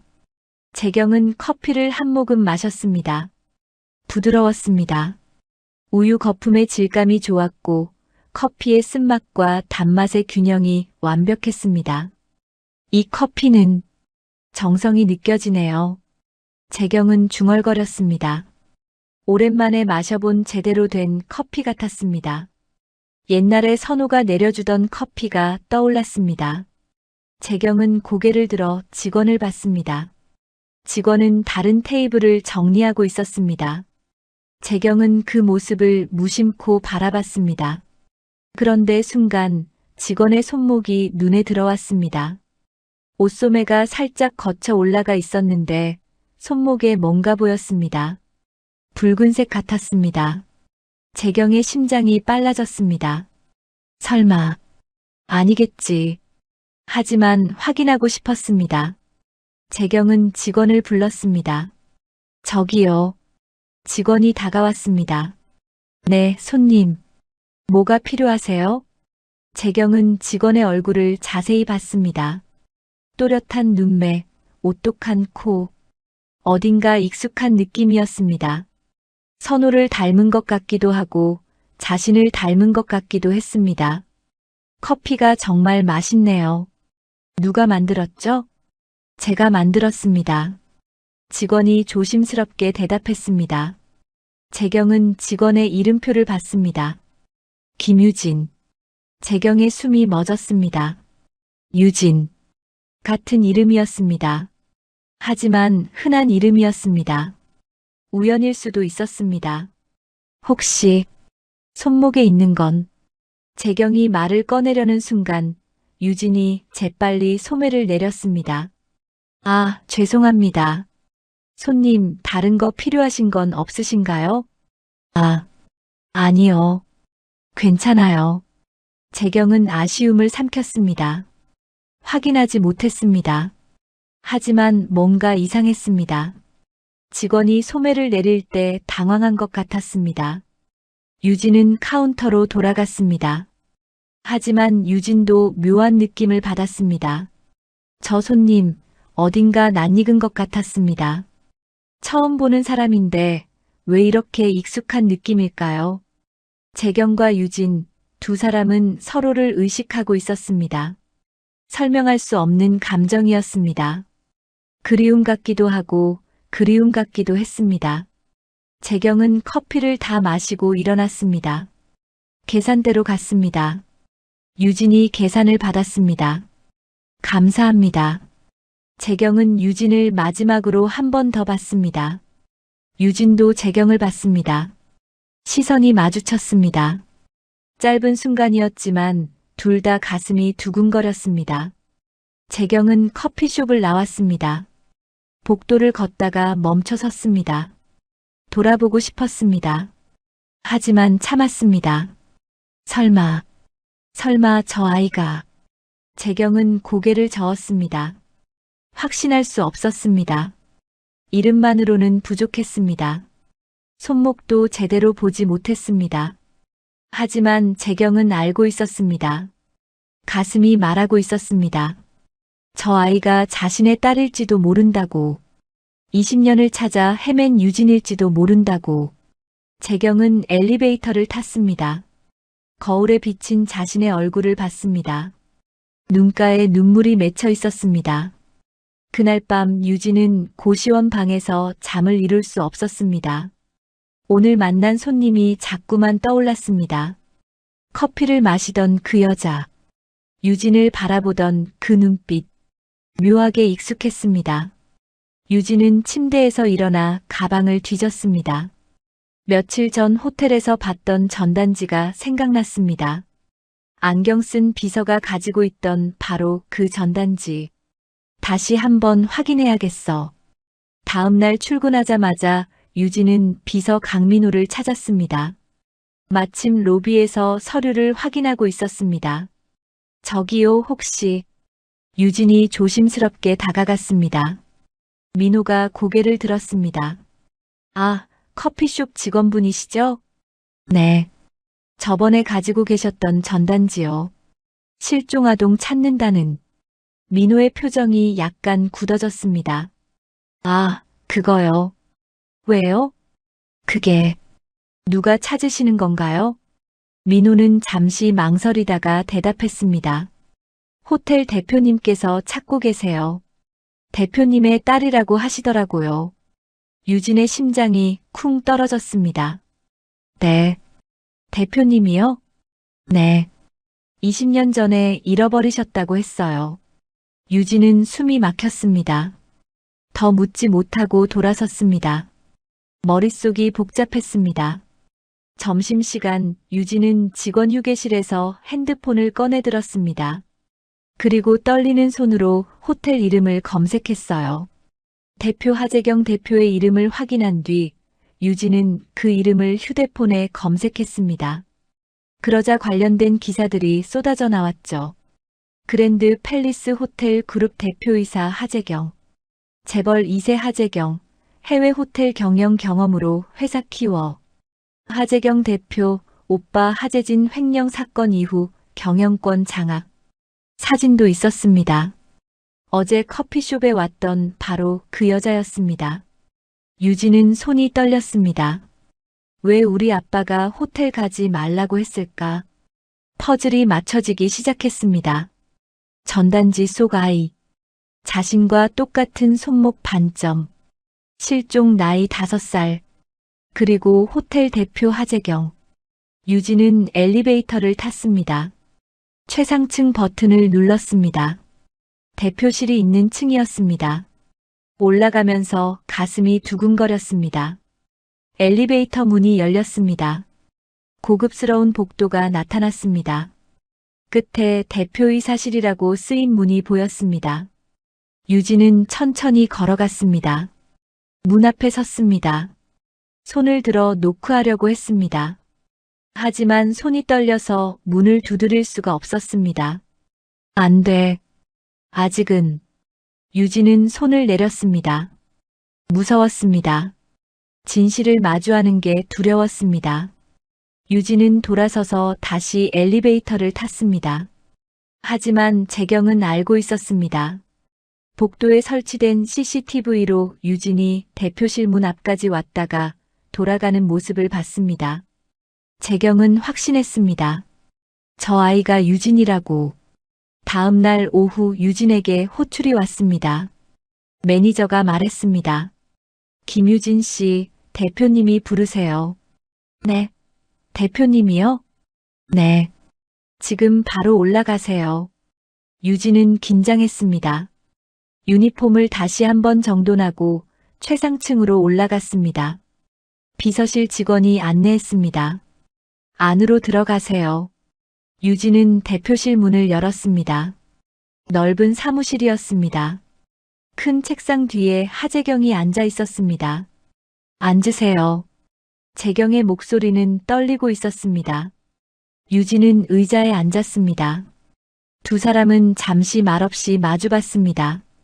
혹시 아버지 성함이 어떻게 되세요? 재경이 조심스럽게 물었습니다. 김선호입니다. 재경의 눈에 눈물이 고였습니다. 손으로 입을 막았습니다. 손목을 보여줄 수 있을까요? 유진은 망설였습니다. 하지만 천천히 소매를 걷어 올렸습니다. 붉은 반점이 드러났습니다. 동전만 한 크기의 선천성 모반. 재경은 의자에서 일어나 유진 앞으로 왔습니다. 무릎을 꿇었습니다. 그리고 유진의 손을 잡았습니다. 떨리는 손이었습니다. 미안해. 정말 미안해. 유진아. 재경이 울기 시작했습니다. 유진은 손을 빼려고 했지만 재경이 꽉 잡고 있었습니다.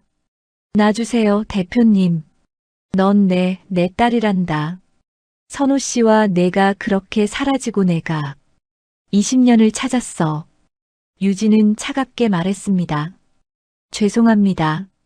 제 엄마는 제가 5살 때 돌아가셨다고 했어요. 오늘 부르셨을 때 온 이유는 왜 제가 실종아동인 건지 궁금해서였어요. 재경은 고개를 끄덕였습니다. 내가 가진 게 너의 5살 사진뿐이라 그 이후에 너를 찾을 수가 없어서 그렇게 만들었어. 제가 5살 때 아빠가 새벽에 갑자기 어디를 가자고 했어요. 아직도 기억이 나요. 그렇게 갑자기 서두르는 아빠는 처음이었거든요. 덤덤히 말을 꺼낸 유진의 눈가에 점점 눈물이 차올랐습니다. 미안해. 정말 미안해. 나 때문에 너와 선우 씨가 나와 아빠를, 우리를 왜 버렸어요? 아니, 나를 왜 낳았어요? 어차피 아빠랑 같이 버릴 거였으면서 차라리 소리라도 치면 나았을까요? 흐르려는 눈물마저 꾹 참은 채 말을 하는 유진을 보는 재경의 마음이 찢어지는 것 같았습니다. 버린 게 아니야. 재경이 외쳤습니다. 지키려고 했어. 너를 살리려고, 너를 뺏기지 않으려고 그랬어. 재경은 눈물을 쏟고 있었어요. 너를 유진이로 살게 하려고, 그래서 그럴 수밖에 없었어. 재경은 떨리는 목소리로 모든 걸 설명했습니다. 아버지의 반대, 강제 유학, 비밀 출산, 그리고 오빠의 위협, 선호가 유진을 데리고 사라진 이유까지. 선호 씨를 너무 사랑했어. 그래서 더 미안해. 둘 다 내가 지키지 못했어. 유진의 눈에도 눈물이 고였습니다. 분노와 슬픔이 뒤섞였습니다. 아빠를 너무 사랑했다고요? 아빠는 그럼 내가 있는지도 모른 채 갑자기 나를 떠안아서 미혼부가 된 거잖아요. 아빠의 선택은 처음부터 없었던 거잖아요. 재경은 아무런 말도 할 수가 없었습니다. 아이를 지키고 싶다는 자신의 이기심 때문에 선호에게는 선택권조차 주지 않았었으니까요. 아빠는요, 평생 젊은 아빠가 딸 키우느라 고생한다 소리를 들으셨어요. 저 때문에요. 대표님이 떠넘긴 저 때문에. 유진이 울먹였습니다. 이미 아실지 모르겠지만 아빠는 돌아가셨어요. 한 달 전에. 빚 때문에. 재경은 충격을 받았습니다. 선호가 죽었다니. 선호 씨가. 아빠는 좋은 분이었어요. 저한테 최고의 아빠였어요. 그런데 대표님은 처음부터 끝까지 대표님 생각만 하시는 것 같네요. 유진에게 재경은 그저 자신의 아빠에게 아이를 갑자기 떠넘기고 25년이 지나서야 갑자기 실종아동을 찾는다며 아이를 찾는 이기적인 사람일 뿐이었습니다. 유진은 일어섰어요. 이만 가보겠습니다, 대표님. 유진아, 제발. 저는 김유진이에요. 김선호의 딸이고요. 그 외의 거는 잘 모르겠습니다. 유진은 문을 열고 나갔습니다. 재경은 혼자 남았습니다. 바닥에 무릎 꿇은 채로 울었습니다. 딸을 찾았지만 잃어버렸습니다. 20년을 기다렸지만 너무 늦었습니다. 재경은 책상에 기댄 채 오래도록 울었습니다. 그날 이후 일주일이 지났습니다. 유진은 호텔에 출근했지만 재경을 마주치지 않았습니다. 재경도 일부러 커피숍에 내려오지 않았습니다. 두 사람은 서로를 피했습니다. 유진은 매일 밤 고민했습니다. 진실을 알고 나니 더 혼란스러웠습니다. 재경이 나쁜 사람은 아니었습니다. 어쩌면 자신을 지키려고 했던 건지도 몰랐습니다. 하지만 마음이 쉽게 열리지 않았습니다. 주말 유진은 아빠가 계신 납골당을 찾았습니다. 작은 명패 앞에 꽃을 놓고 앉았습니다. 고 김선호라고 쓰인 명패였습니다.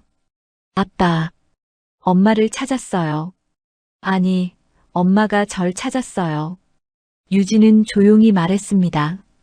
근데 아빠, 저 어떻게 해야 할지 모르겠어요. 이렇게 갑자기 엄마라니. 바람이 불었습니다. 유진은 고개를 숙였습니다. 아빠가 평생 혼자 저를 키운 거잖아요. 우린 가족이라고는 우리 둘뿐이었잖아요. 다음 날 새벽 유진은 바다로 갔습니다. 아빠가 생전에 좋아하던 곳이었습니다. 파도 소리를 들으며 유진은 아빠를 떠올렸습니다. 아빠의 따뜻한 미소, 커피 내리던 손길, 유진아 하고 부르던 목소리. 아빠, 보고 싶다. 유진은 중얼거렸습니다. 하지만 더 이상 울지는 않았습니다. 이제는 울음이 나오지 않았습니다. 슬픔보다는 그리움이었습니다. 월요일 유진은 출근하지 않았습니다. 대신 호텔 인사팀에 사직서를 제출했습니다. 매니저가 놀라서 전화를 걸어왔습니다. 김유진 씨, 왜 갑자기 그만두는 거예요? 무슨 문제라도. 아니요. 제가 하고 싶은 일이 생겼어요. 유진은 차분하게 대답했습니다. 그날 오후 재경이 유진에게 연락을 했습니다. 조용한 카페에서 만나자고 했습니다. 유진은 고민하다가 나가기로 했습니다. 카페에서 재경은 이미 기다리고 있었습니다. 유진이 앉자 재경이 조심스럽게 말했습니다. 사직서 넣었다고 들었어. 네. 그만두려고요. 왜? 혹시 나 때문에? 아니에요. 유진은 고개를 저었습니다. 그냥 제 길을 가고 싶어요. 재경은 잠시 침묵했습니다. 그리고 말했습니다. 유진아, 갑작스럽겠지만 우리 함께 살지 않을래? 큰 집도 있고 호텔 일도 편하게 해줄 수 있어. 원하면 다른 부서로. 싫어요. 유진은 단호하게 말했습니다. 제가 원하는 건 편한 게 아니에요. 그럼 뭘 원하는데? 혼자 설 수 있는 사람이 되고 싶어요. 아빠가 그렇게 절 키우셨거든요. 유진은 재경을 똑바로 봤습니다. 대표님을 어떻게 대해야 할지는 잘 모르겠어요. 솔직히 낯설어요. 재경의 눈에 눈물이 맺혔습니다. 하지만 고개를 끄덕였습니다. 그래. 억지로 하지 않을게. 내가 원할 때 언제든 찾아줘. 나는 기다릴게. 그럼 기다릴 수 있어. 제가 하고 싶은 게 있어요. 유진이 말했습니다. 아빠처럼 작은 카페를 열고 싶어요. 커피 향기라고 아빠가 운영하던 카페 이름으로요. 재경은 미소를 지었습니다. 슬프지만 따뜻한 미소였습니다. 선호 씨를 닮았네. 정말 도와주실 거예요? 유진이 물었습니다. 재경은 입을 열려다가 멈췄습니다. 물론 도와주고 싶었습니다. 하지만 유진의 눈빛을 보니 알 수 있었습니다. 유진은 도움을 원하는 게 아니었습니다. 혼자 해볼래? 재경이 조심스럽게 물었습니다. 유진은 고개를 끄덕이며 처음으로 미소를 지었습니다. 네. 혼자 해볼게요. 제가 할 수 있을 것 같아요. 석 달 후 작은 골목에 새 카페가 문을 열었습니다. 간판에는 커피 향기라고 쓰여 있었습니다. 아빠가 운영하던 카페와 똑같은 이름이었습니다. 사정이 여의치 않았지만 운 좋게 급하게 폐업을 하는 테이크아웃 전문 카페를 인수할 수 있었어요.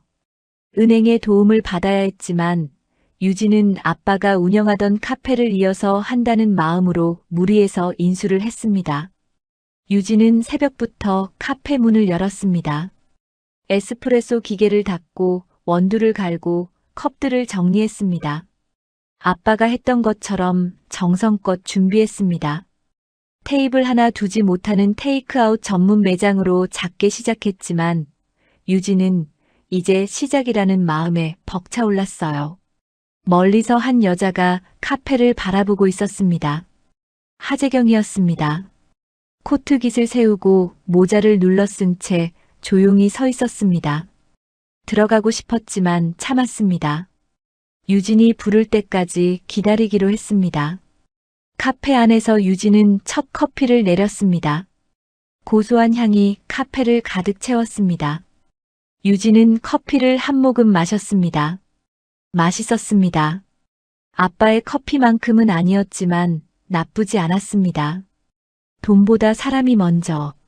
그게 아빠였지. 유진은 혼잣말을 했습니다. 그리고 손목을 내려다봤습니다. 붉은 반점에 아침 햇살이 스쳤습니다. 이 반점 때문에 모든 진실을 알게 되었습니다. 유진은 창밖을 바라봤습니다. 사람들이 출근길을 서두르고 있었습니다. 곧 첫 손님이 들어올 것입니다. 아빠와 함께 찍은 사진이 눈에 들어왔습니다. 평생을 사랑으로 딸을 지킨 아빠. 그리고 자신을 지키기 위한 선택을 한 엄마. 두 사람에게 지켜진 아이라는 생각이 들자 유진은 살짝 울컥해졌습니다. 재경은 조용히 미소 지었습니다.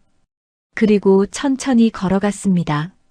언젠가 딸이 부를 때까지 기다릴 작정이었습니다. 카페 문이 열렸습니다. 첫 손님이 들어왔습니다. 50대 남자였습니다. 어서 오세요. 유진이 밝게 인사했습니다. 손님은 메뉴판을 보다가 말했습니다. 아메리카노 한 잔 주세요. 여기 새로 생긴 카페죠? 네, 오늘 첫날이에요. 그래요? 잘 되길 바랍니다. 감사합니다. 유진은 정성껏 커피를 내렸습니다. 아빠가 가르쳐준 대로 천천히 마음을 담아서 손님에게 커피를 건네며 유진은 미소 지었습니다. 카페 밖 간판이 햇살을 받아 반짝였습니다. 커피 향기. 아빠의 꿈이었고 이제는 유진의 꿈이기도 했습니다. 유진은 알고 있었습니다. 앞으로도 힘든 일이 많을 거라는 것. 하지만 혼자 설 수 있었습니다. 아빠가 그렇게 가르쳐 주셨으니까요. 그리고 언젠가 준비가 되면 엄마라고 부를 수 있을 것 같았습니다. 아직은 아니지만 언젠가는. 유진은 다시 커피를 내리기 시작했습니다. 새로운 하루가 시작되었습니다. 아빠 없는 커피 향기의 첫 하루. 하지만 유진은 혼자가 아니었습니다. 아빠의 가르침이 있었고 엄마의 기다림이 있었으니까요.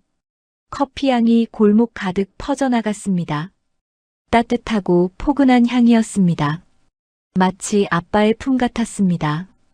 오늘 이 사연이 당신의 마음에 따스한 감동을 남겼다면 앞으로도 찾아뵐 수 있도록 구독과 좋아요 부탁드립니다.